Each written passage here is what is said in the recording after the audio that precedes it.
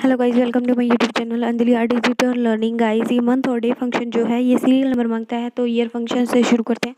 Type करेंगे equal, लिखेंगे year, bracket को करेंगे ओपन और ये डेट को करेंगे सेलेक्ट और ब्रैकेट क्लोज करके एंटर करते ही ये ईयर इसने बता दी कि डेट में कौन सा है। मंथ का करेंगे, टाइप करेंगे इक्वल और टाइप करेंगे मंथ और ब्रैकेट को करेंगे ओपन। देखिए ये सीरियल नंबर मांग रहा है, अब यानी कि डेट को ही सिलेक्ट करेंगे और ब्रैकेट क्लोज करके एंटर करते ही ये मंथ आ चुका है पहला।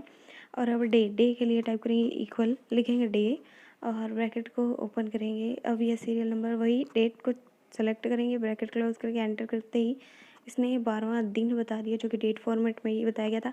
अब ईयर फंक्शन में ही हम माउस का राइट क्लिक करके सेलेक्ट करके इसे ड्रैग करेंगे और मंथ का भी वही प्रोसेस रहेगा कि सबसे पहले इसे सेलेक्ट करेंगे, माउस का राइट क्लिक करके ड्रैग कर देंगे, सारा फॉर्मूला कॉपी कर देंगे इसमें और डे को भी करेंगे सेलेक्ट और माउस का राइट क्लिक करके